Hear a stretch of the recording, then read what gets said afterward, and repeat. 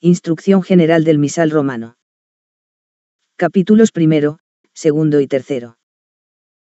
Proemio. 1. Cuando iba a celebrar con sus discípulos la cena pascual, en la cual instituyó el sacrificio de su cuerpo y de su sangre, Cristo el Señor, mandó preparar una sala grande, ya dispuesta, LC 22, 12. La Iglesia ha considerado siempre que a ella le corresponde el mandato de establecer las normas relativas a la disposición de las personas, de los lugares, de los ritos y de los textos para la celebración de la Eucaristía. Tanto las normas actuales, que han sido promulgadas con base en la autoridad del Concilio Ecuménico Vaticano II, como el nuevo misal que la Iglesia de rito romano en adelante empleará para la celebración de la misa, constituyen un argumento más acerca de la solicitud de la Iglesia, de su fe y de su amor inalterable para con el sublime misterio eucarístico, y testifican su tradición continua e ininterrumpida, aunque se hagan algunas innovaciones. Testimonio de fe inalterada.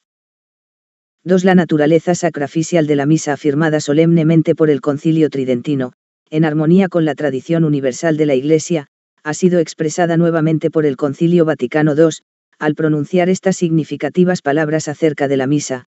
Nuestro Salvador, en la última cena, instituyó el sacrificio eucarístico de su cuerpo y de su sangre, con el cual iba a perpetuar por los siglos, hasta su retorno, el sacrificio de la cruz y a confiar así a su esposa, la Iglesia, el memorial de su muerte y resurrección. Lo que así fue enseñado por el concilio está sobriamente expresado por fórmulas de la misa. Así lo pone ya de relieve la expresión del sacramentario llamado leoniano: cuantas veces se celebra el memorial de este sacrificio se realiza la obra de nuestra redención. Esto se encuentra acertada y cuidadosamente expresado en las plegarias eucarísticas, pues en estas el sacerdote, al hacer la anamnesis, se dirige a Dios en nombre también de todo el pueblo, le da gracias y le ofrece el sacrificio vivo y santo, es decir, la ofrenda de la Iglesia y la víctima por cuya inmolación el mismo Dios quiso devolvernos su amistad, y ora para que el cuerpo y la sangre de Cristo sean sacrificio agradable al Padre y salvación para todo el mundo. De este modo, en el nuevo misal, la norma de la oración, lex orandi, de la Iglesia responde a la norma perenne de la fe, lex credendi, por la cual somos amonestados, a saber, que el sacrificio, excepto por la forma distinta como se ofrece, es uno e igual en cuanto sacrificio de la cruz y en cuanto a su renovación sacramental en la misa. Y es el mismo sacrificio que Cristo, el Señor, instituyó en la última cena y que mandó celebrar a los apóstoles en conmemoración suya, por lo cual la misa es al mismo tiempo sacrificio de alabanza, de acción de gracia, propiciatorio y satisfactorio. También el admirable misterio de la presencia real del Señor bajo las especies eucarísticas, confirmado por el Concilio Vaticano II y por otros documentos del Magisterio de la Iglesia, en el mismo sentido y con la misma autoridad con los cuales el Concilio de Trento lo había declarado materia de fe, es manifestado en la celebración de la misa, no sólo por las palabras de la consagración, por las cuales, Cristo, por la transubstanciación, se hace presente, sino también por la disposición de ánimo y la manifestación de suma reverencia y adoración que tienen lugar en la liturgia eucarística. Por esta misma razón se exhorta al pueblo cristiano a que el Jueves Santo en la Cena del Señor y en la solemnidad del Santísimo Cuerpo y de la Santísima Sangre de Cristo, honre con peculiar culto de adoración este admirable sacramento. 3. En verdad, la naturaleza del sacerdocio ministerial propia del obispo y del presbítero, quienes en la persona de Cristo ofrecen el sacrificio y presiden la asamblea del pueblo santo, resplandece en la forma del mismo rito, por la preeminencia del lugar reservado y por el ministerio mismo del sacerdote.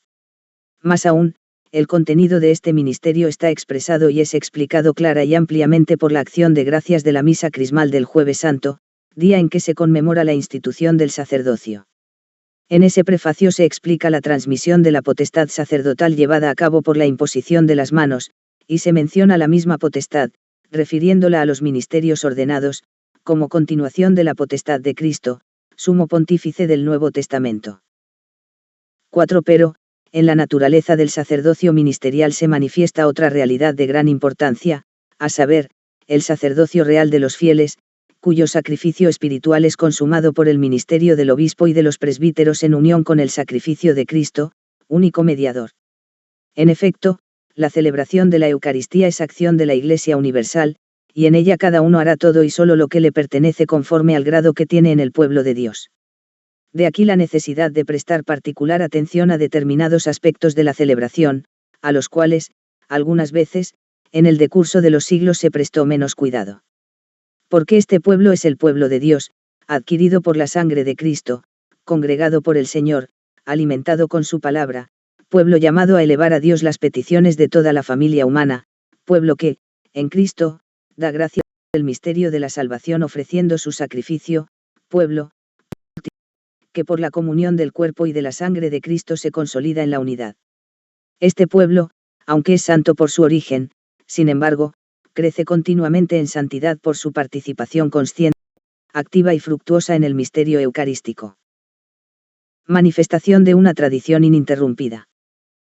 5. Al dar a conocer las normas que deben seguirse en la revisión del ordinario de la misa, el Concilio Vaticano II mandó, entre otras cosas, que algunos ritos fueran restablecidos de acuerdo con la primitiva norma de los Santos Padres, usando, a saber, las mismas palabras que San Pío V escribió en la Constitución Apostólica Quo Primum, con la cual fue promulgado, en 1570, el misal tridentino.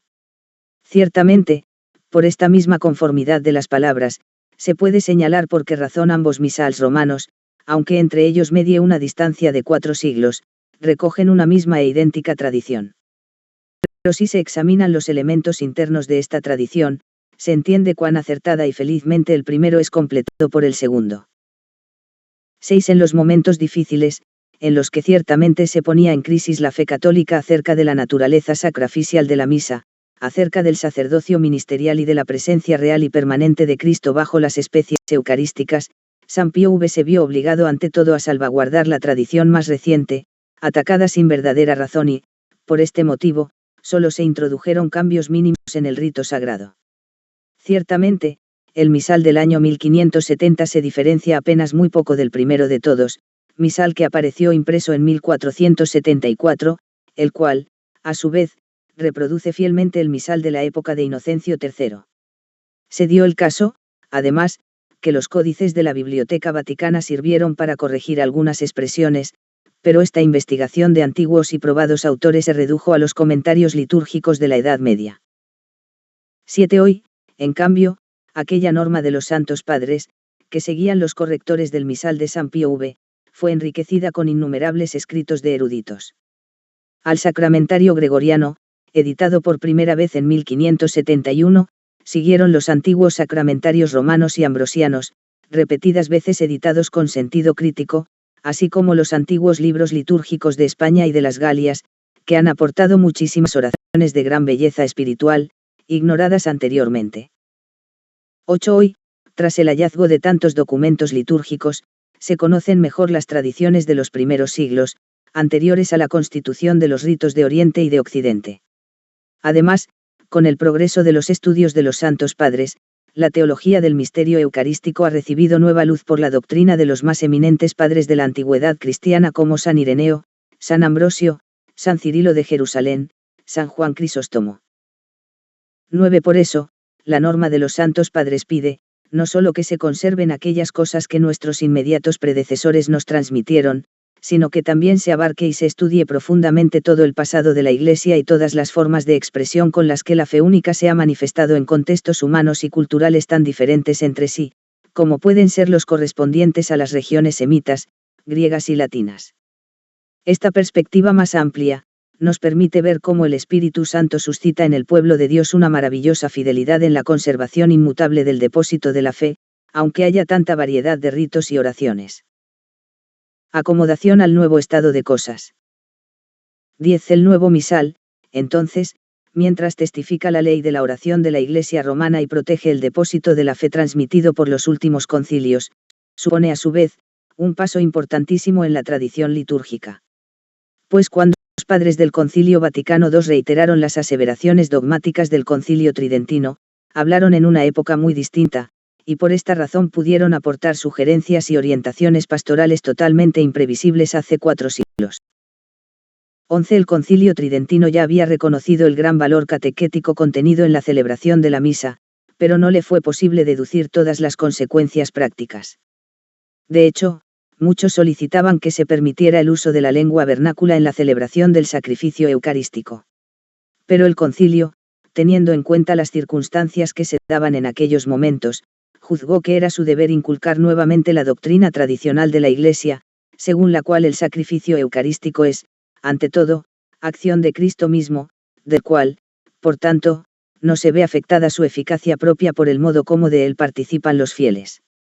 En consecuencia, se expresó con estas palabras, a la vez firmes y moderadas. Aunque la misa contiene gran materia de instrucción para el pueblo fiel, sin embargo, no pareció conveniente a los padres que, como norma general, se celebrara en lengua vernácula.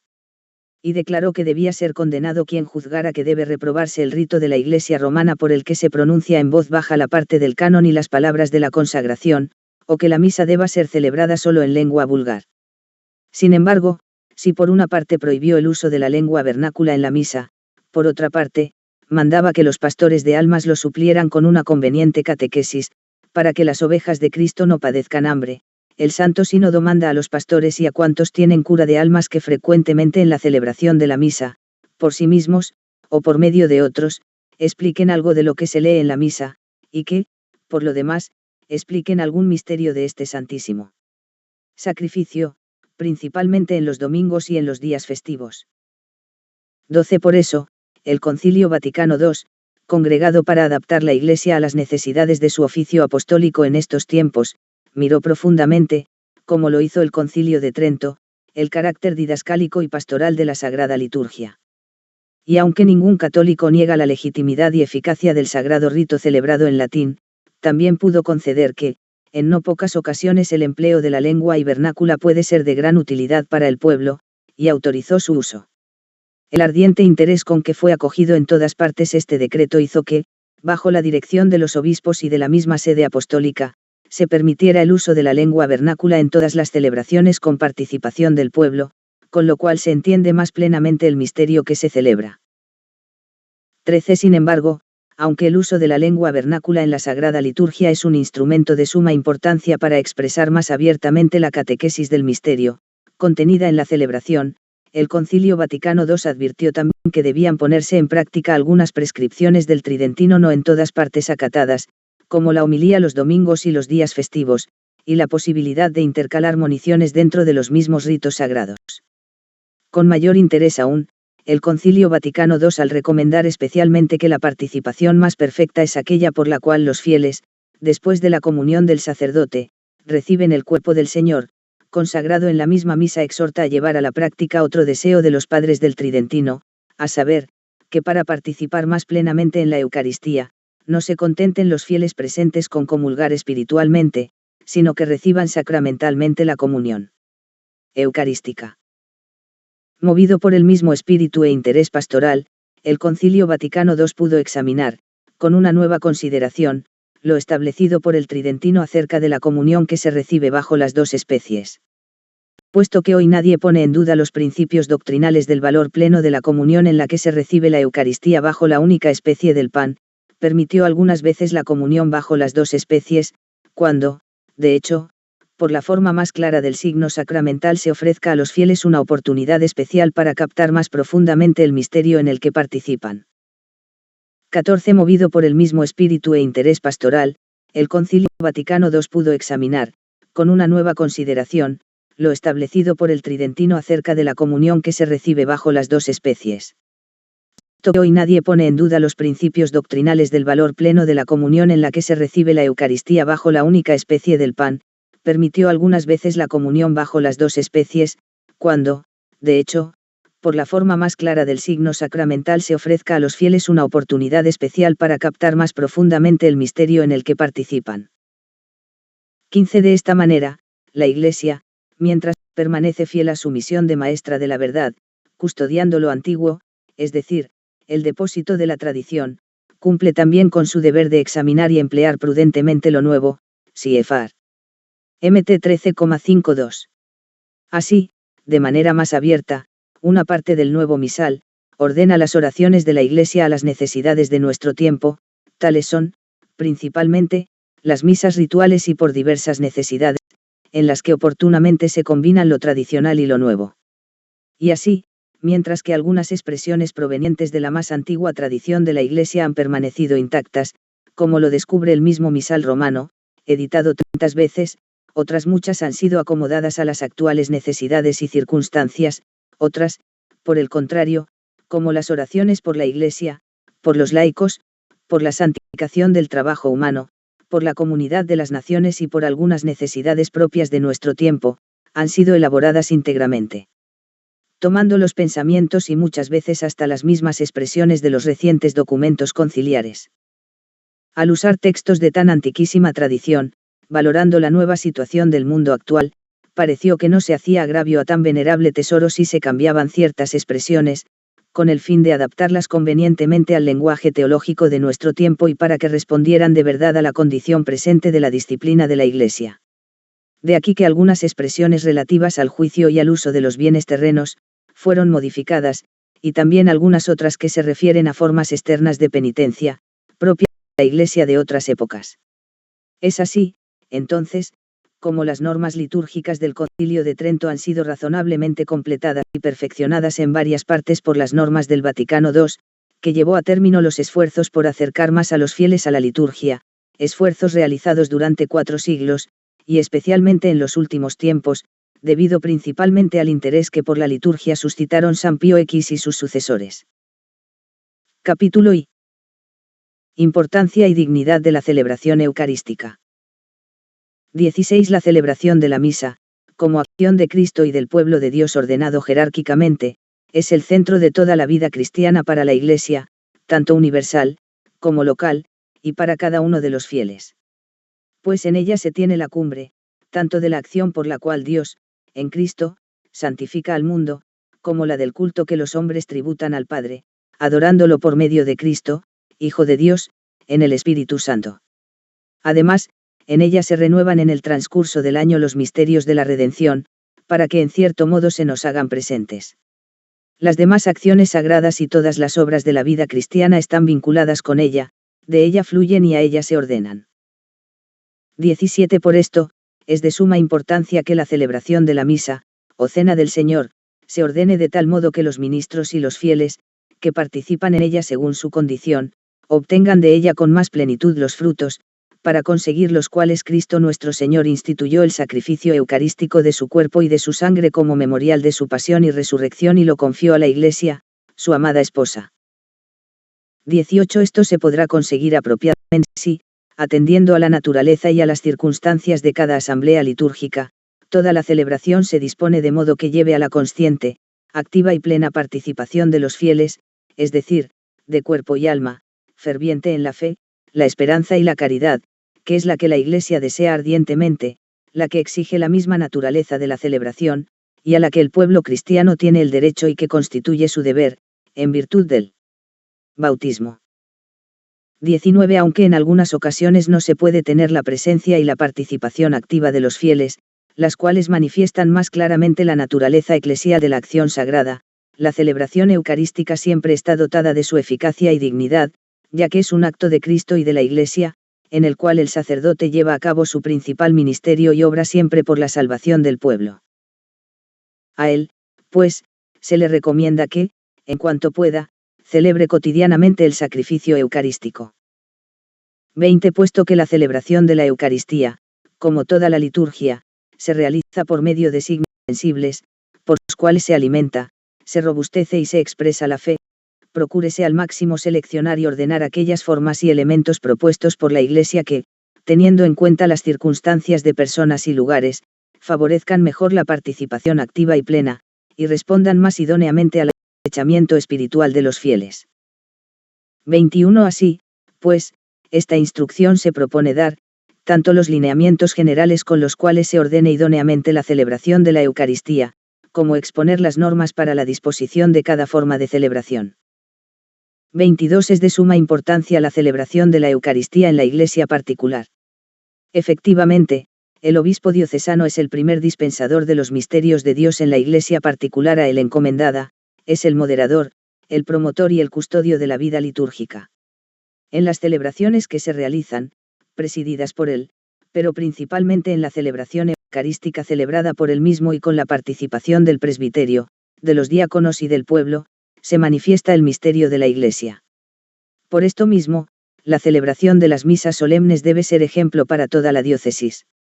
Y así, él debe empeñarse en que los presbíteros, los diáconos y los fieles laicos comprendan siempre más profundamente el genuino sentido de los ritos y de los textos litúrgicos y, de esta manera, alcancen una activa y fructuosa celebración de la Eucaristía. Para el mismo fin vigile celosamente que sea cada vez mayor la dignidad de dichas celebraciones, para lo cual servirá muchísimo que promueva la belleza del lugar sagrado, de la música y del arte. 23. Además, para que la celebración responda más plenamente a las prescripciones y al espíritu de la Sagrada Liturgia y para que crezca su eficacia pastoral, en esta instrucción general y en el ordinario de la misa, se proponen algunas acomodaciones y adaptaciones. 24. Estas adaptaciones, que consisten solamente en la elección de algunos ritos o textos, es decir, de cantos, lecturas, oraciones, moniciones y gestos, para que respondan mejor a las necesidades, a la preparación y a la índole de los participantes, se encomiendan a cada sacerdote celebrante. Sin embargo, recuerde el sacerdote que él es servidor de la Sagrada Liturgia y que a él no le está permitido agregar, quitar o cambiar algo por su propia iniciativa en la celebración de la misa. 25. Además, en el misal, en su sitio, se indican algunas adaptaciones que, según la Constitución sobre la Sagrada Liturgia, corresponden o al obispo diocesano o a la Conferencia de los Obispos, CFR más adelante en 387, 388 a 393. 26. Sin embargo, por cuanto se refiere a cambios y a adaptaciones más profundas que tengan que ver con tradiciones y con la índole de pueblos y regiones que, según el espíritu del artículo 40 de la Constitución sobre la Sagrada Liturgia, deban introducirse por utilidad o por necesidad, obsérvese lo que se expone en la instrucción La Liturgia Romana y la Inculturación y más adelante, NUMS 395 a 399. Capítulo 2, acerca de la estructura de la misa, sus elementos y sus partes. Y la estructura general de la misa. 27. En la misa, o cena del Señor, el pueblo de Dios es convocado y reunido, bajo la presidencia del sacerdote, quien obra en la persona de Cristo, in persona Christi, para celebrar el memorial del Señor o sacrificio eucarístico. De manera que para esta reunión local de la Santa Iglesia vale eminentemente la promesa de Cristo, donde 2 o 3 están reunidos en mi nombre, allí estoy yo en medio de ellos, Mt 18, 20. Pues en la celebración de la misa, en la cual se perpetúa el sacrificio de la cruz, Cristo está realmente presente en la misma asamblea congregada en su nombre, en la persona del ministro, en su palabra y, más aún, de manera sustancial y permanente en las especies eucarísticas. 28. La misa consta, en cierto modo, de 2 partes, a saber, la liturgia de la palabra y la liturgia eucarística, las cuales están tan estrechamente unidas entre sí, que constituyen un solo acto de culto. En efecto, en la misa se prepara la mesa, tanto de la palabra de Dios, como del cuerpo de Cristo, de la cual los fieles son instruidos y alimentados. Consta además de algunos ritos que inician y concluyen la celebración. 2 diversos elementos de la misa. La lectura de la palabra de Dios y su explicación. 29. Cuando se leen las Sagradas Escrituras en la Iglesia, Dios mismo habla a su pueblo, y Cristo, presente en su palabra, anuncia el Evangelio. Por eso las lecturas de la palabra de Dios, que proporcionan a la liturgia un elemento de máxima importancia, deben ser escuchadas por todos con veneración. Aunque la palabra divina en las lecturas de la Sagrada Escritura se dirija a todos los hombres de todos los tiempos y sea inteligible para ellos, sin embargo, su más plena inteligencia y eficacia se favorece con una explicación viva, es decir, con la homilía, que viene así a ser parte de la acción litúrgica. Las oraciones y otras partes que corresponden al sacerdote. 30. Entre las cosas que se asignan al sacerdote, ocupa el primer lugar la plegaria eucarística, que es la cumbre de toda la celebración. Vienen enseguida las oraciones, es decir, la colecta, la oración sobre las ofrendas y la oración después de la comunión. El sacerdote que preside la asamblea en representación de Cristo, dirige estas oraciones a Dios en nombre de todo el pueblo santo y de todos los circunstantes. Con razón, pues, se denominan oraciones presidenciales. 31. También corresponde al sacerdote que ejerce el ministerio de presidente de la asamblea congregada, hacer algunas moniciones previstas en el mismo rito. Donde las rúbricas lo determinan, está permitido al celebrante adaptarlas hasta cierto grado para que respondan a la capacidad de los participantes. Procure, sin embargo, el sacerdote conservar siempre el sentido de las moniciones que se proponen en el misal y expresarlo en pocas palabras. Al sacerdote que preside le compete también moderar la palabra de Dios y dar la bendición final. A él, además, le está permitido introducir a los fieles, con brevísimas palabras, a la misa del día, después del saludo inicial y antes del rito penitencial, a la liturgia de la palabra, antes de las lecturas, a la plegaria eucarística, antes del prefacio, pero nunca dentro de la misma plegaria, e igualmente, dar por concluida toda la acción sagrada, antes de la despedida. 32. La naturaleza de las partes presidenciales exige que se pronuncien con voz clara y alta, y que todos las escuchen con atención. Por consiguiente, mientras el sacerdote las dice, no se tengan cantos ni oraciones y callen el órgano y otros instrumentos musicales. 33. Y en efecto, como presidente, el sacerdote pronuncia las oraciones en nombre de la Iglesia y de la comunidad congregada, mientras que algunas veces lo hace solamente en su nombre, para poder cumplir su ministerio con mayor atención y piedad. De tal manera que las oraciones que se proponen antes de la lectura del Evangelio, en la preparación de los dones, así como antes y después de la comunión, se dicen en secreto. Otras fórmulas que ocurren en la celebración. 34. Ya que por su naturaleza la celebración de la misa tiene carácter comunitario, los diálogos entre el celebrante y los fieles congregados, así como las aclamaciones, tienen una gran importancia, puesto que no son solo señales exteriores de una celebración común, sino que fomentan y realizan la comunión entre el sacerdote y el pueblo. 35. Las aclamaciones y las respuestas de los fieles a los saludos del sacerdote y a las oraciones constituyen el grado de participación activa que deben observar los fieles congregados en cualquier forma de misa, para que se exprese claramente y se promueva como acción de toda la comunidad. 36. Otras partes muy útiles para manifestar y favorecer la participación activa de los fieles, y que se encomiendan a toda la asamblea convocada, son principalmente el acto penitencial, la profesión de fe, la oración universal y la oración del Señor. 37. Finalmente, de las otras fórmulas, algunas poseen por sí mismas el valor de rito o de acto, como el himno del Gloria, el salmo responsorial, el Aleluya, el verso antes del Evangelio, el Santo, la aclamación de la anamnesis, el canto después de la comunión. B. Otras, en cambio, como los cantos de entrada, al ofertorio, de la fracción, Cordero de Dios, y de la comunión, simplemente acompañan algún rito.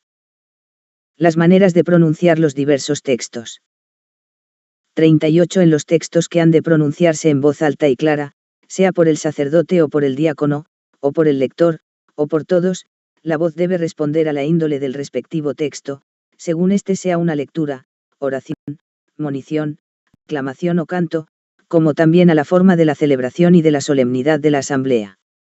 Además, téngase en cuenta la índole de las diversas lenguas y la naturaleza de los pueblos. En las rúbricas y en las normas que siguen, los verbos decir o pronunciar, deben entenderse, entonces, sea del canto, sea de la lectura en voz alta, observándose los principios arriba expuestos. Importancia del canto. 39. Amonesta el apóstol a los fieles que se reúnen esperando unidos la venida de su Señor, que canten todos juntos salmos, himnos y cánticos inspirados, Col 3,16. Pues el canto es signo de la exultación del corazón, Siefar. HCH 2, 46.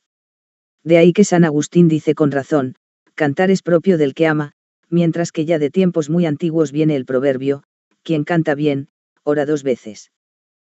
40. Téngase, por consiguiente, en gran estima el uso del canto en la celebración de la misa, atendiendo a la índole de cada pueblo y a las posibilidades de cada asamblea litúrgica. Aunque no sea siempre necesario, como por ejemplo en las misas feriales, cantar todos los textos que de por sí se destinan a ser cantados, hay que cuidar absolutamente que no falte el canto de los ministros y del pueblo en las celebraciones que se llevan a cabo los domingos y fiestas de precepto. Sin embargo, al determinar las partes que en efecto se van a cantar, prefiéranse aquellas que son más importantes, y en especial, aquellas en las cuales el pueblo responde al canto del sacerdote, del diácono o del lector, y aquellas en las que el sacerdote y el pueblo cantan al unísono. 41. En igualdad de circunstancias, Dese el primer lugar al canto gregoriano, ya que es propio de la liturgia romana. De ninguna manera se excluyan otros géneros de música sacra, especialmente la polifonía, con tal que sean conformes con el espíritu de la acción litúrgica y favorezcan la participación de todos los fieles. Como cada día es más frecuente que se reúnan fieles de diversas naciones, conviene que esos mismos fieles sepan cantar juntos en lengua latina, por lo menos algunas partes del ordinario de la misa, especialmente el símbolo de la fe y la oración del Señor, usando las melodías más fáciles. Gestos y posturas corporales.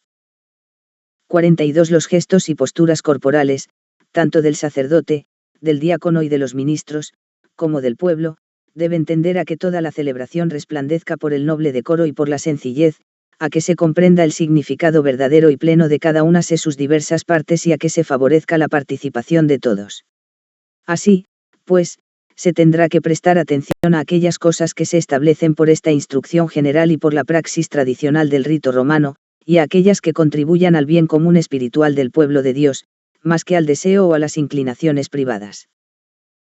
La uniformidad de las posturas, que debe ser observada por todos participantes, es signo de la unidad de los miembros de la comunidad cristiana congregados para la sagrada liturgia, expresa y promueve, en efecto, la intención y los sentimientos de los participantes. 43. Los fieles están de pie desde el principio del canto de entrada, o bien, desde cuando el sacerdote se dirige al altar, hasta la colecta inclusive, al canto del Aleluya antes del Evangelio, durante la proclamación del Evangelio, mientras se hacen la profesión de fe y la oración universal, además desde la invitación oren, hermanos, antes de la oración sobre las ofrendas, hasta el final de la misa, excepto lo que se dice más abajo. En cambio, estarán sentados mientras se proclaman las lecturas antes del Evangelio y el Salmo responsorial, durante la homilía y mientras se hace la preparación de los dones para el ofertorio, también, según las circunstancias, mientras se guarda el sagrado silencio después de la comunión. Por otra parte, estarán de rodillas, a no ser por causa de salud, por la estrechez del lugar, por el gran número de asistentes o que otras causas razonables lo impidan, durante la consagración. Pero los que no se arrodillen para la consagración, que hagan inclinación profunda mientras el sacerdote hace la genuflexión después de la consagración. Sin embargo, pertenece a la conferencia episcopal adaptar los gestos y las posturas descritos en el ordinario de la misa a la índole y a las tradiciones razonables de los pueblos, según la norma del derecho. Pero préstese atención a que respondan al sentido y la índole de cada una de las partes de la celebración. Donde existe la costumbre de que el pueblo permanezca de rodillas desde cuando termina la aclamación del santo hasta el final de la plegaria eucarística y antes de la comunión cuando el sacerdote dice este es el Cordero de Dios, es laudable que se conserve. Para conseguir esta uniformidad en los gestos y en las posturas en una misma celebración, obedezcan los fieles a las moniciones que hagan el diácono o el ministro laico, o el sacerdote, de acuerdo con lo que se establece en el misal. 44. Entre los gestos se cuentan también las acciones y las procesiones, con las que el sacerdote con el diácono y los ministros se acercan al altar, cuando el diácono, a proclamación del Evangelio, lleva al ambón el evangeliario o libro de los evangelios, cuando los fieles llevan los dones y cuando se acercan a la comunión. Conviene que tales acciones y procesiones se cumplan decorosamente, mientras se cantan los correspondientes cantos, según las normas establecidas para cada caso. El silencio. 45. Debe guardarse también, en el momento en que corresponde, como parte de la celebración, un sagrado silencio. Sin embargo, su naturaleza depende del momento en que se observa en cada celebración. Pues en el acto penitencial y después de la invitación a orar, cada uno se recoge en sí mismo, pero terminada la lectura o la homilía, todos meditan brevemente lo que escucharon, y después de la comunión, alaban a Dios en su corazón y oran. Ya desde antes de la celebración misma, es laudable que se guarde silencio en la iglesia, en la sacristía, en el secretarium y en los lugares más cercanos para que todos se dispongan devota y debidamente para la acción sagrada. 3. Cada una de las partes de la misa. A. Ritos iniciales. 46. Los ritos que preceden a la liturgia de la palabra, es decir, la entrada, el saludo, el acto penitencial, el Señor, ten piedad, el gloria y la colecta, tienen el carácter de exordio, de introducción y de preparación. La finalidad de ellos es hacer que los fieles reunidos en la unidad construyan la comunión y se dispongan debidamente a escuchar la palabra de Dios y a celebrar dignamente la Eucaristía. En algunas celebraciones, que se unen con la misa, según la norma de los libros litúrgicos, se omiten los ritos iniciales o se realizan de modo especial. Entrada. 47. Estando el pueblo reunido, cuando avanza el sacerdote con el diácono y con los ministros, se da comienzo al canto de entrada. La finalidad de este canto es abrir la celebración, promover la unión de quienes están congregados e introducir su espíritu en el misterio del tiempo litúrgico o de la festividad, así como acompañar la procesión del sacerdote y los ministros. 48. Se canta, o alternándolo entre los cantores y el pueblo o, de igual manera, entre un cantor y el pueblo, o todo por el pueblo, o todo por los cantores. Se puede emplear, o bien la antífona con su salmo como se encuentra en el Graduale Romanum o en el Graduale Simplex, o bien otro canto que convenga con la índole de la acción sagrada, del día o del tiempo litúrgico, cuyo texto haya sido aprobado por la conferencia de los obispos. Si no hay canto de entrada, los fieles o algunos de ellos o un lector, leerán la antífona propuesta en el misal, o si no el mismo sacerdote, quien también puede adaptarla a manera de monición inicial, si FARN 31. Saludo al altar y al pueblo congregado. 49. Cuando llegan al presbiterio, el sacerdote, el diácono y los ministros saludan al altar con una inclinación profunda. Sin embargo, como signo de veneración, el sacerdote y el diácono besan el altar, y el sacerdote, según las circunstancias, inciensa la cruz y el altar. 50. Concluido el canto de entrada, el sacerdote de pie, en la sede, se signa juntamente con toda la asamblea con la señal de la cruz, después, por medio del saludo, expresa a la comunidad reunida la presencia del Señor. Con este saludo y con la respuesta del pueblo se manifiesta el misterio de la Iglesia congregada. Terminado el saludo del pueblo, el sacerdote, o el diácono o un ministro laico, puede introducir a los fieles en la misa del día con brevísimas palabras. Acto penitencial. 51. Después el sacerdote invita al acto penitencial que, tras una breve pausa de silencio, se lleva a cabo por medio de la fórmula de la confesión general de toda la comunidad, y se concluye con la absolución del sacerdote. No obstante, carece de la eficacia del sacramento de la penitencia. El domingo, especialmente en el tiempo pascual, a veces puede hacerse la bendición y aspersión del agua en memoria del bautismo, en vez del acostumbrado acto penitencial. Señor, ten piedad. 52. Después del acto penitencial, se tiene siempre el Señor, ten piedad, a no ser que quizás haya tenido lugar ya en el mismo acto penitencial. Por ser un canto con el que los fieles aclaman al Señor e imploran su misericordia, deben hacerlo ordinariamente todos, es decir, que tanto el pueblo como el coro o el cantor, toman parte en él.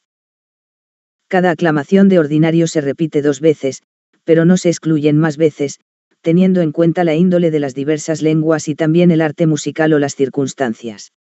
Cuando el Señor, ten piedad se canta como parte del acto penitencial, se le antepone un tropo a cada una de las aclamaciones. Gloria a Dios en el cielo. 53. El Gloria es un himno antiquísimo y venerable con el que la Iglesia, congregada en el Espíritu Santo, glorifica a Dios Padre y glorifica y le suplica al Cordero. El texto de este himno no puede cambiarse por otro. Lo inicia el sacerdote o, según las circunstancias, el cantor o el coro, y en cambio, es cantado simultáneamente por todos, o por el pueblo alternando con los cantores, o por los mismos cantores. Si no se canta, lo dirán en voz alta todos simultáneamente, o en 2 coros que se responden el uno al otro. Se canta o se dice en voz alta los domingos fuera de los tiempos de Adviento y de Cuaresma, en las solemnidades y en las fiestas, y en algunas celebraciones peculiares más solemnes. Colecta.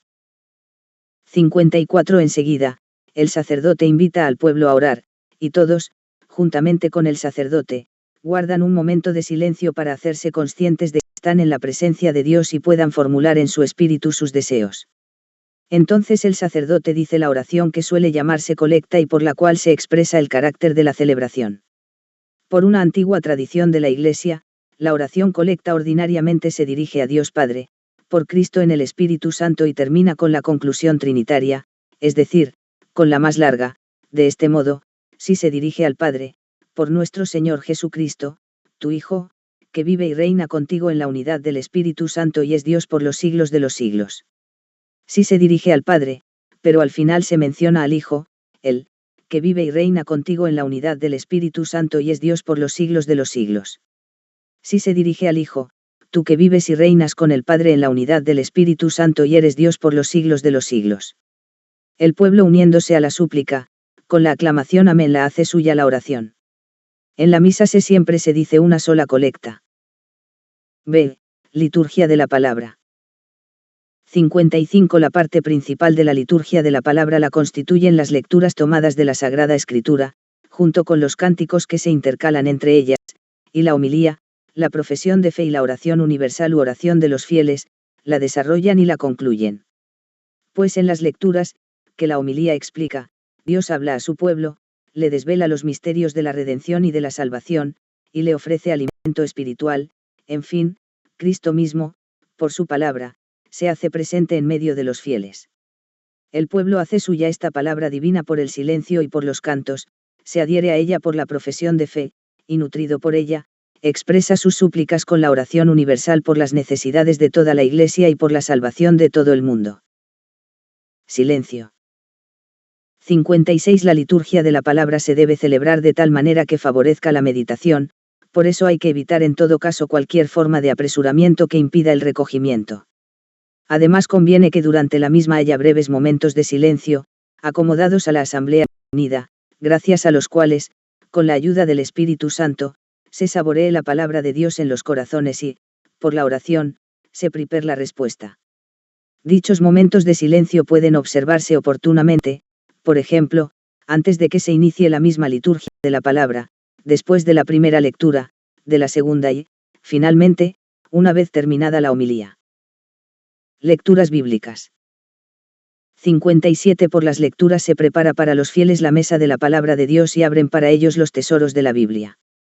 Conviene, por lo tanto, que se conserve la disposición de las lecturas, que aclara la unidad de los dos testamentos y de la historia de la salvación, y no es lícito que las lecturas y el salmo responsorial, que contienen la palabra de Dios, sean cambiados por otros textos no bíblicos. 58. En la celebración de la misa con el pueblo, las lecturas se proclamarán siempre desde el ambón. 59. Según la tradición, el servicio de proclamar las lecturas no es presidencial, sino ministerial. Por consiguiente, que las lecturas sean proclamadas por un lector, en cambio, que el diácono, o estando éste ausente, otro sacerdote, anuncie el Evangelio. Sin embargo, si no está presente un diácono u otro sacerdote, corresponde al mismo sacerdote celebrante leer el Evangelio, y si no se encuentra presente otro lector idóneo, el sacerdote celebrante proclamará también las lecturas.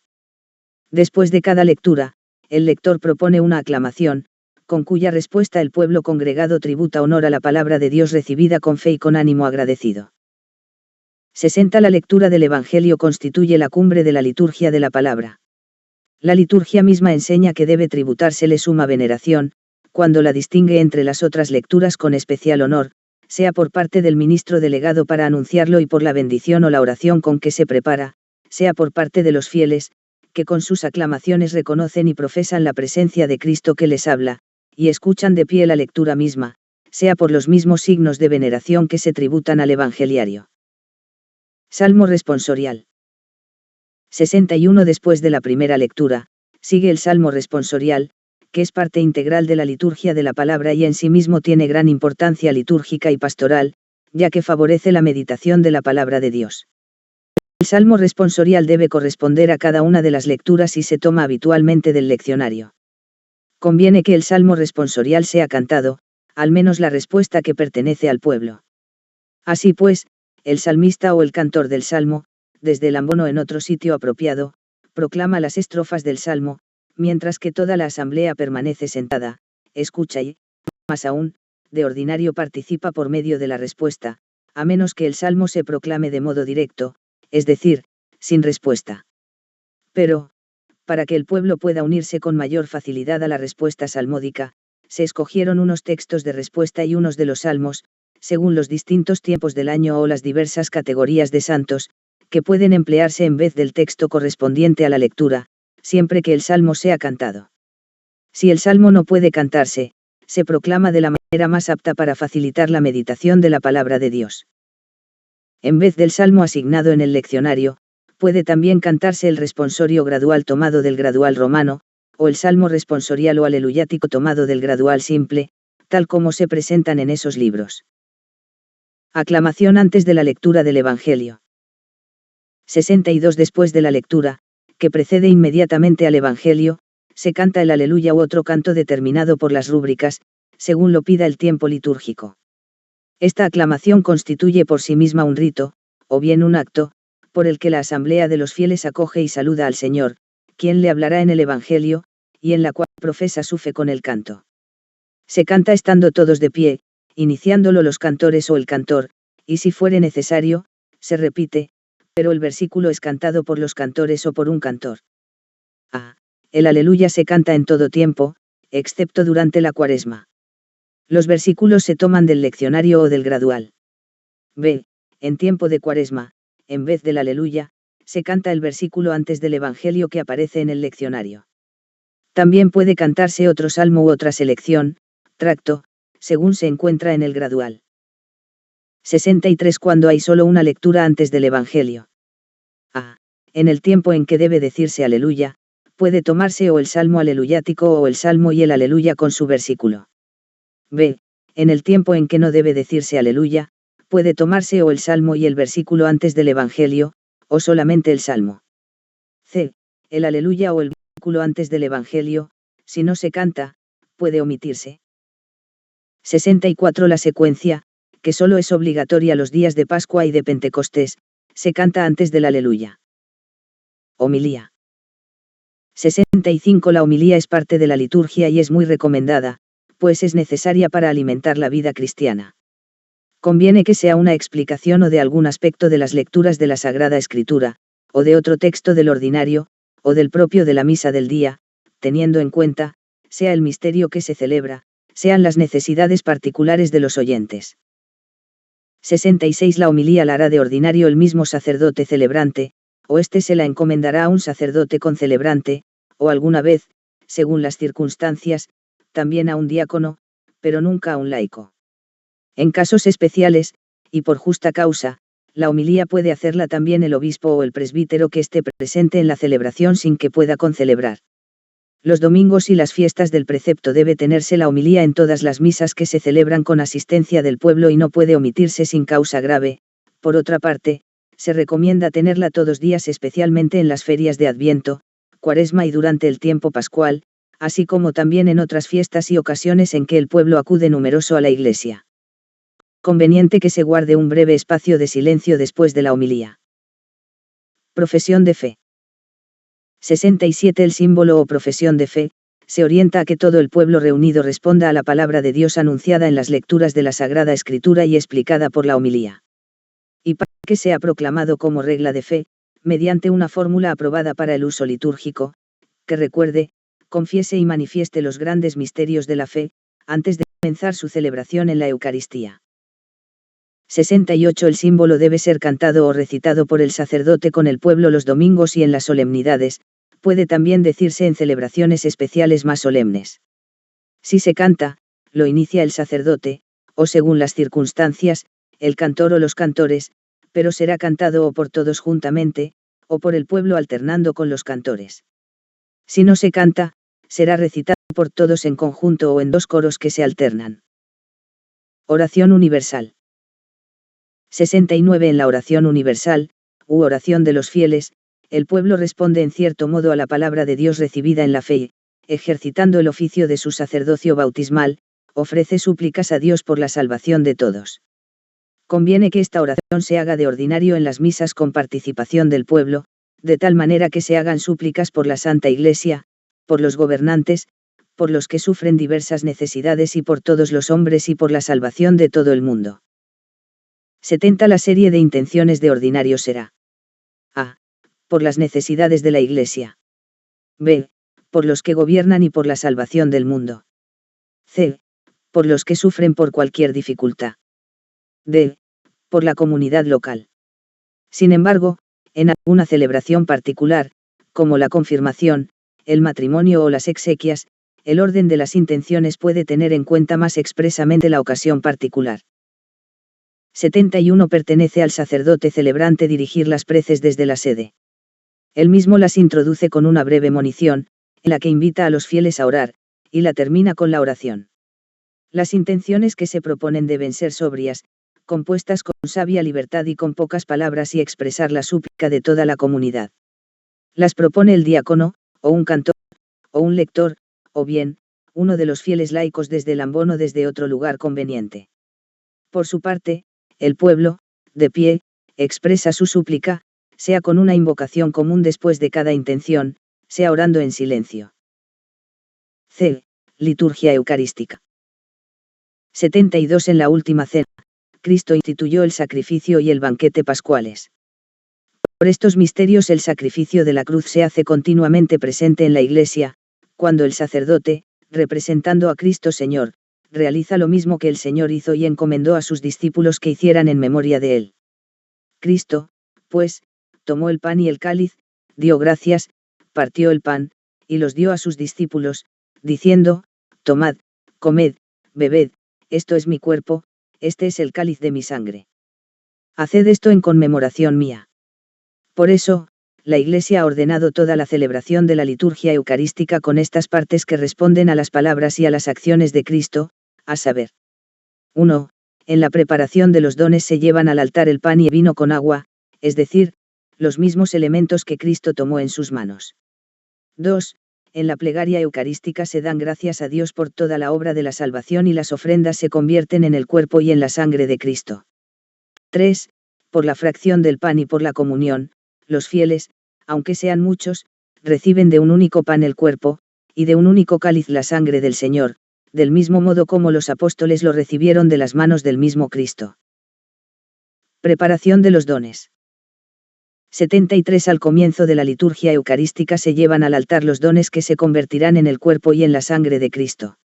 En primer lugar se prepara el altar, o mesa del Señor, que es el centro de toda la liturgia eucarística, y en él se colocan el corporal, el purificador, el misal y el cáliz, cuando éste no se prepara en la credencia. Enseguida se traen las ofrendas, el pan y el vino, que es laudable que sean presentados por los fieles. Cuando las ofrendas son traídas por los fieles, el sacerdote o el diácono las reciben en un lugar apropiado y son ellos quienes las llevan al altar. Aunque los fieles ya no traigan, de los suyos, el pan y el vino destinados para la liturgia, como se hacía antiguamente, sin embargo el rito de presentarlos conserva su fuerza y su significado espiritual.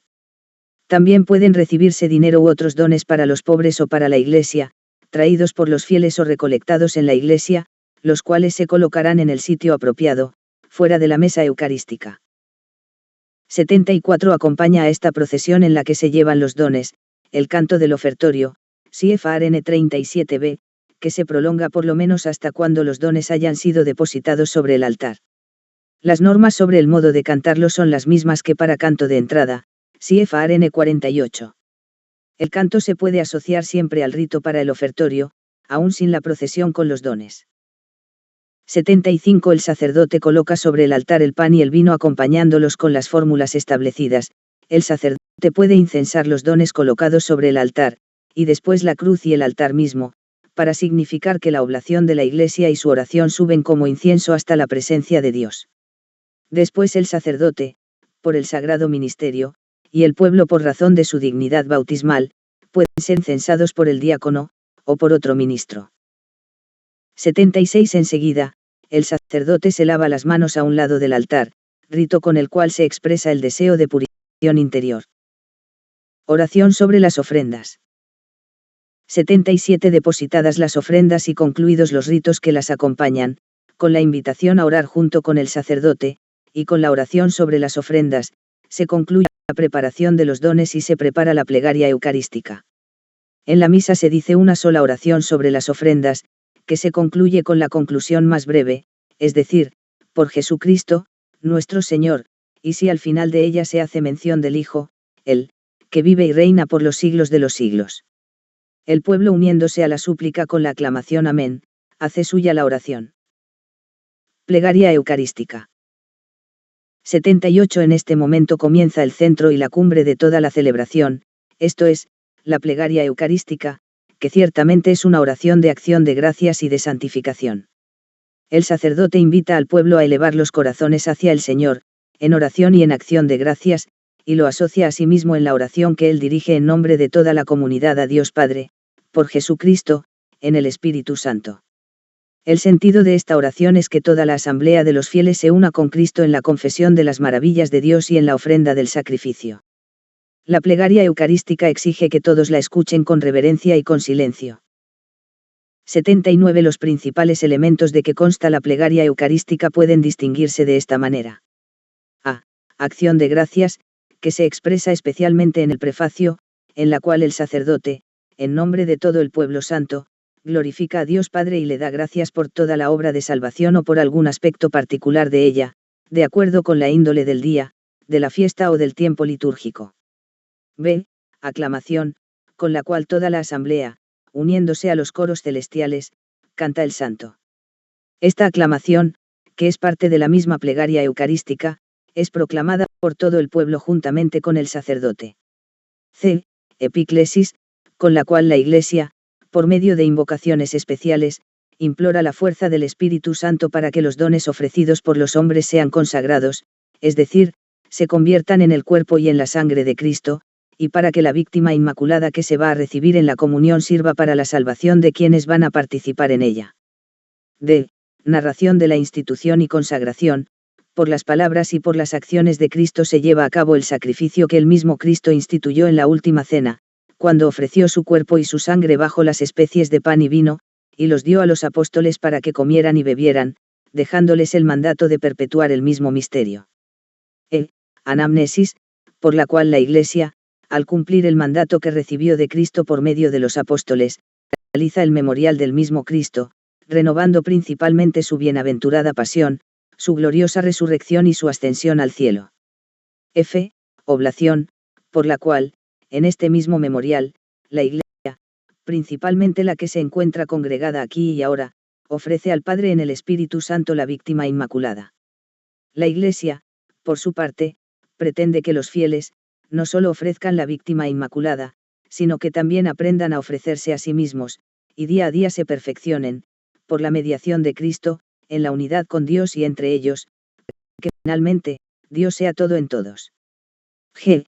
Intercesiones, por las cuales se expresa que la Eucaristía se celebra en comunión con toda la Iglesia, tanto con la del cielo, como con la de la tierra, y que la oblación se ofrece por ella misma y por todos sus miembros, vivos y difuntos, llamados a participar de la redención y de la salvación adquiridas por el cuerpo y la sangre de Cristo.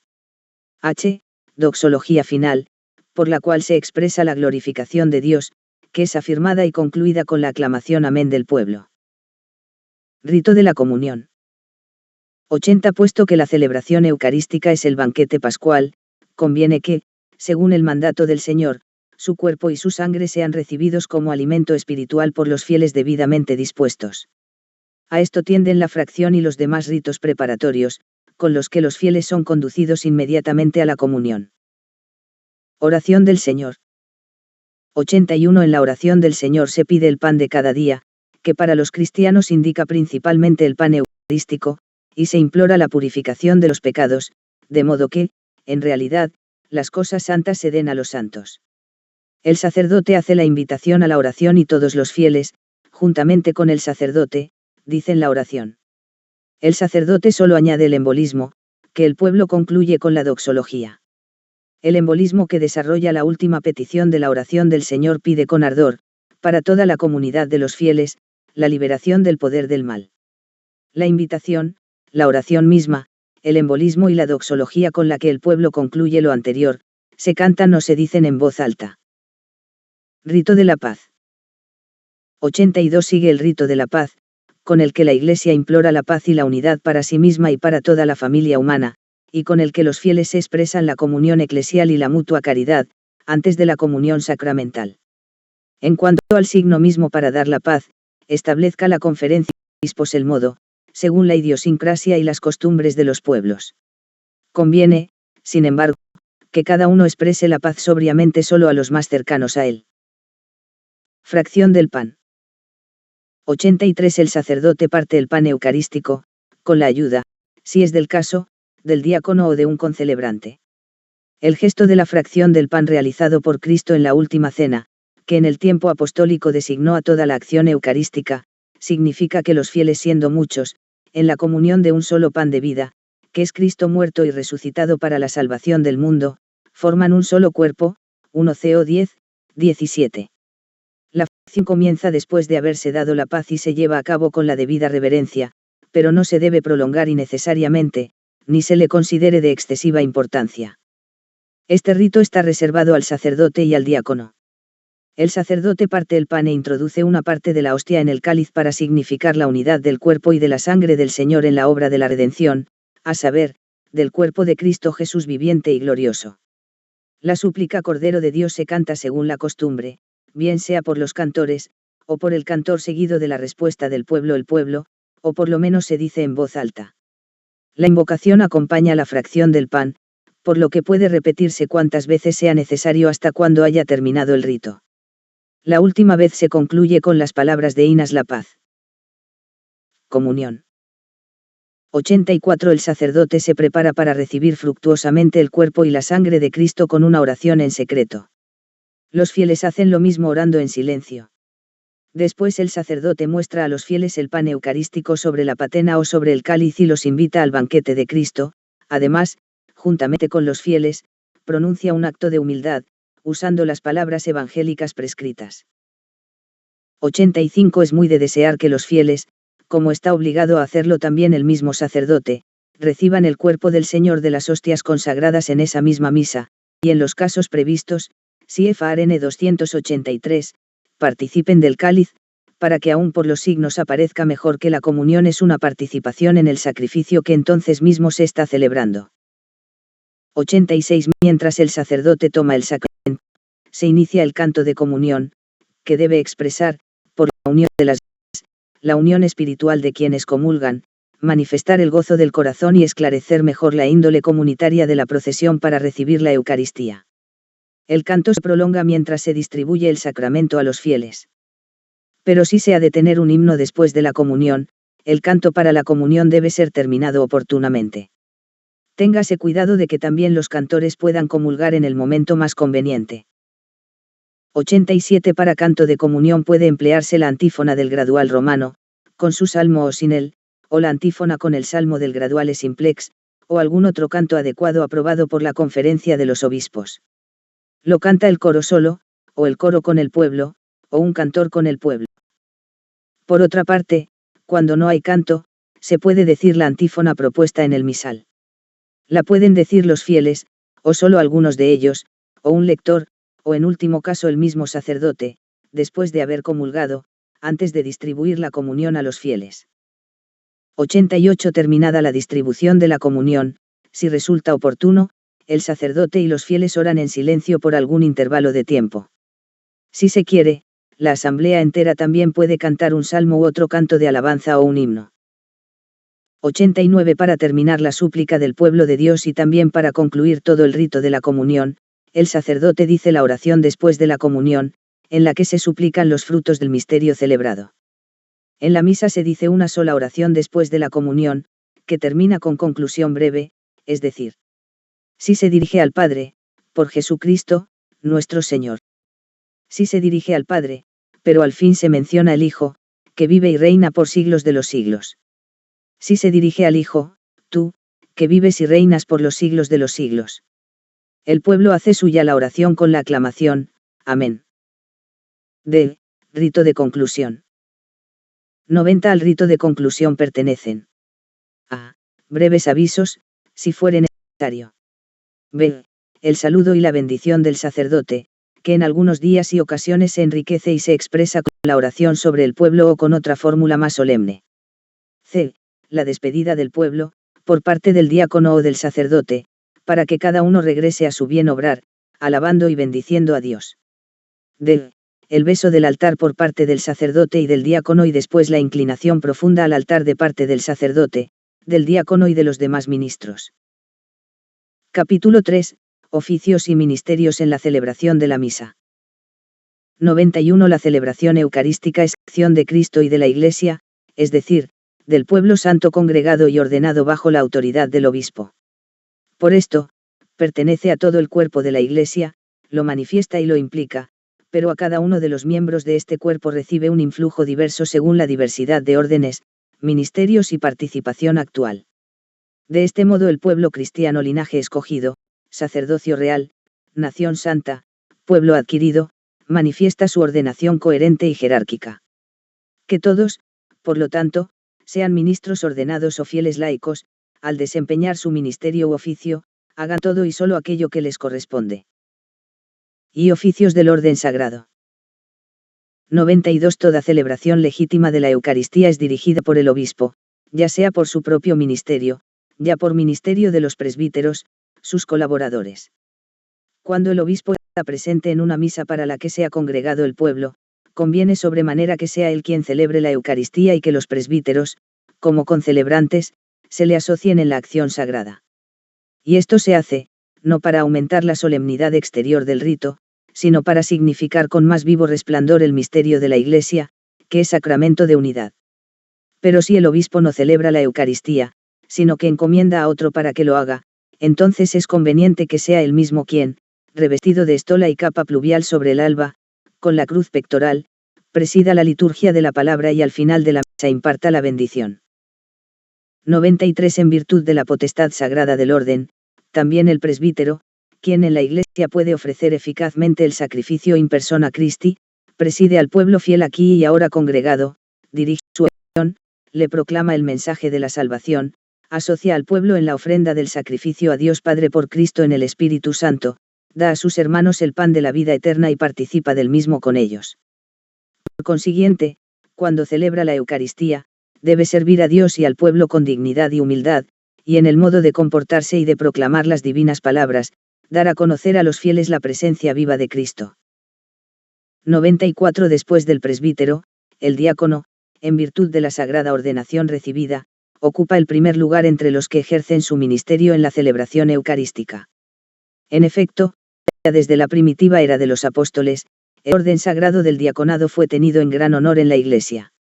En la misa, al diácono le corresponde proclamar el Evangelio y, a veces, predicar la palabra de Dios, proponer las intenciones en la oración universal, ayudar al sacerdote, preparar el altar y prestar su servicio en la celebración del sacrificio, distribuir la Eucaristía a los fieles, sobre todo bajo la especie del vino, e indicar, de vez en cuando, los gestos y las posturas corporales del pueblo. 2. Ministerios del pueblo de Dios. 95. En la celebración de la misa, los fieles hacen presente la nación santa, el pueblo adquirido y el sacerdocio real, para dar gracias a Dios y para ofrecer la víctima inmaculada, no solo por manos del sacerdote, sino juntamente con él, y para aprender a ofrecerse a sí mismos. Procuren, pues, manifestar esto por medio de un profundo sentido religioso y por la caridad hacia los hermanos que participan en la misma celebración. Por lo cual, eviten toda apariencia de singularidad o de división, teniendo presente que tienen en el cielo un único Padre, y por esto, todos son hermanos entre sí. 96. Formen, pues, un solo cuerpo, al escuchar la palabra de Dios, al participar en las oraciones y en el canto, y principalmente en la común oblación del sacrificio y en la común participación de la mesa del Señor. Esta unidad se hace hermosamente visible cuando los fieles observan comunitariamente los mismos gestos y posturas corporales. 97. No rehúsen los fieles servir con gozo al pueblo de Dios cuantas veces se les pida que desempeñen algún determinado ministerio u oficio en la celebración. 3. Ministerios peculiares. Ministerio del acólito y del lector instituidos. 98. El acólito es instituido para el servicio del altar y para ayudar al sacerdote y al diácono. A él compete principalmente preparar el altar y los vasos sagrados y, si fuere necesario, distribuir a los fieles la Eucaristía, de la cual es ministro extraordinario. En el ministerio del altar, el acólito tiene sus ministerios propios, cf. Arnums 187 a 193, que él mismo debe ejercer. 99. El lector es instituido para proclamar las lecturas de la Sagrada Escritura, excepto el Evangelio. Puede también proponer las intenciones de la oración universal, y, en ausencia del salmista, proclamar el salmo responsorial. En la celebración eucarística el lector tiene un ministerio propio, cf. Arnums 194-198, que él debe ejercer por sí mismo. Los demás ministerios. 100 en ausencia del acólito instituido, pueden destinarse para el servicio del altar y para ayudar al sacerdote y al diácono, ministros laicos que lleven la cruz, los cirios, el incensario, el pan, el vino, el agua, e incluso pueden ser destinados para que, como ministros extraordinarios, distribuyan la Sagrada Comunión. 101 en ausencia del lector instituido, para proclamar las lecturas de la Sagrada Escritura, destínense otros laicos que sean de verdad aptos para cumplir este ministerio y que estén realmente preparados, para que, al escuchar las lecturas divinas, los fieles conciban en su corazón el suave y vivo afecto por la Sagrada Escritura. 102 es propio del salmista proclamar el salmo u otro cántico bíblico que se encuentre entre las lecturas. Para cumplir rectamente con su ministerio, es necesario que el salmista posea el arte de salmodiar y tenga dotes para la recta dicción y clara pronunciación. 103 entre los fieles, los cantores o el coro ejercen un ministerio litúrgico propio, al cual corresponde cuidar de la debida ejecución de las partes que le corresponden, según los diversos géneros de cantos, y promover la activa participación de los fieles en el canto. Lo que se dice de los cantores, vale también, observando lo que se debe observar, para los otros músicos, principalmente para el organista. 104 es conveniente que haya un cantor o un maestro de coro para que dirija y sostenga el canto del pueblo. Más aún, cuando faltan los cantores, corresponde al cantor dirigir los diversos cantos, participando el pueblo en la parte que le corresponde. 105 también ejercen un ministerio litúrgico. A. El sacristán, a quien corresponde disponer diligentemente los libros litúrgicos, los ornamentos y las demás cosas que son necesarias en la celebración de la misa. B.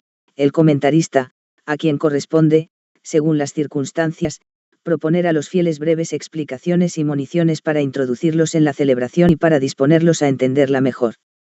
Conviene que las municiones del comentador estén exactamente preparadas y con perspicua sobriedad. En el ejercicio de su ministerio, el comentarista permanece de pie en un lugar adecuado frente a los fieles, pero no en el ambón. C. Los que hacen las colectas en la iglesia. D. Los que, en algunas regiones, reciben a los fieles a la puerta de la iglesia, los acomodan en los puestos convenientes y dirigen sus procesiones. 106 conviene que al menos en las iglesias catedrales y en las iglesias mayores, haya algún ministro competente, o bien un maestro de ceremonias, con el encargo de disponer debidamente las acciones sagradas para que sean realizadas con decoro, orden y piedad por los ministros sagrados y por los fieles laicos. 107 Los demás ministerios litúrgicos que no son propios del sacerdote o del diácono, y de los que se habló antes, nums 100 a 106, también pueden ser encomendados, por medio de una bendición litúrgica o por una destinación temporal, a laicos idóneos elegidos por el párroco o por el rector de la iglesia. En cuanto al ministerio de servir al sacerdote en el altar, obsérvense las normas dadas por el obispo para su diócesis. 4. Distribución de los ministerios y preparación de la celebración. 108 Uno solo y el mismo sacerdote debe ejercer el ministerio presidencial en todas sus partes, exceptuadas aquellas que son propias de la misa en la que está presente el obispo, CFR antes N92. 109 Si están presentes varios que puedan ejercer un mismo ministerio, nada impide el que se distribuyan entre sí las diversas partes del mismo ministerio u oficio. Por ejemplo, un diácono puede encargarse de las partes cantadas y otro del ministerio del altar. Si hay varias lecturas, conviene distribuirlas entre diversos lectores, y así en lo demás. Pero de ninguna manera conviene que varios se dividan entre ellos un único elemento de la celebración, por ejemplo, que una misma lectura sea leída entre dos, uno después del otro, a no ser que se trate de la pasión del Señor. 110 Si en la misa con el pueblo solo está presente un ministro, ejerza éste los diversos ministerios.